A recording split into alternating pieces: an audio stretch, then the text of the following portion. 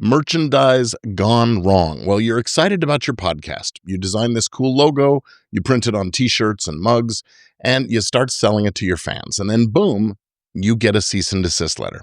Your merch idea just turned into a big old legal nightmare. This can happen, and it happens more often than you might think. In this episode, I will show you how to keep your merch dreams from going wrong. So follow through.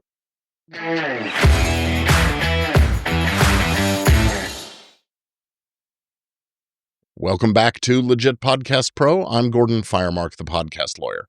Today, we're tackling this big one, the trademark traps that hide in your merchandise. I'll walk you through why merch creates risks you might not expect, the mistakes that get podcasters and creators in trouble when they do merch, how to check before you print up stuff and create an inventory, and what to do if you get that dreaded cease and desist letter. So stick around because I'm also going to share how you can turn your podcast brand into a real business asset instead of a liability. So why does this merch situation go wrong? Well, here's the deal. When you publish your podcast, your show's name usually lives in the entertainment services trademark class. But when you slap that same name on a hoodie or a coffee mug or a lunchbox, you've jumped into totally different categories of merchandise. And that's where the trouble starts. A clothing company, a coffee brand, or a lifestyle label could already own something close to or confusingly similar to your podcast's title. And if consumers might be confused, that's trademark infringement. And infringement is why you get that cease and desist letter, maybe a takedown, or even a lawsuit. So, common mistakes. Podcasters get caught up by this all the time. First off, by assuming that their show title is automatically clear for other categories of merch and things. Using catchy phrases without checking to see whether they're already protected.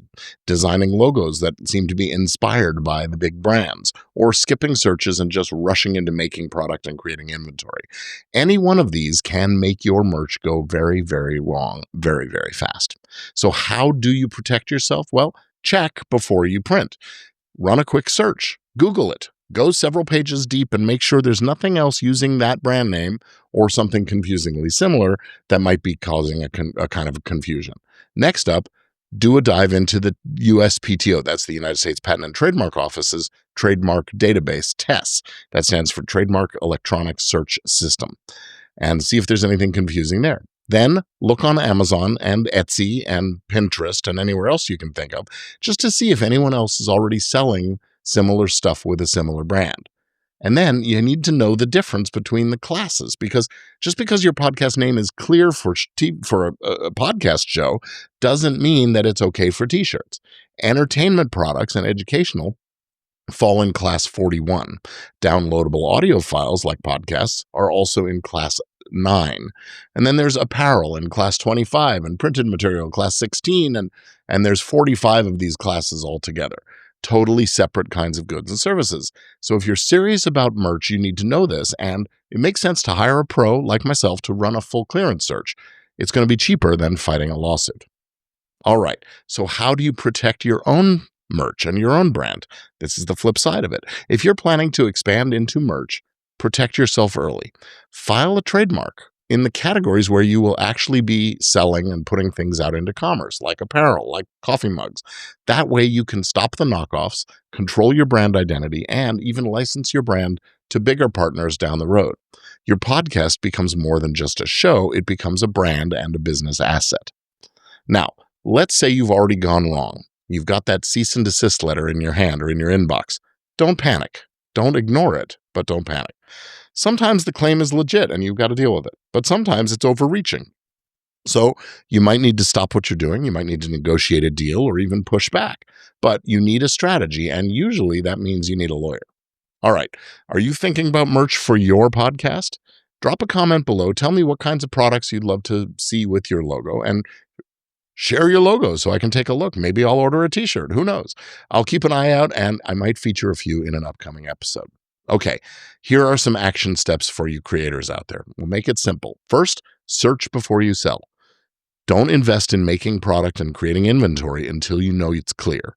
Add trademark registration to your own growth plan and lock down contracts with designers and fulfillment partners so you own the brand, not them.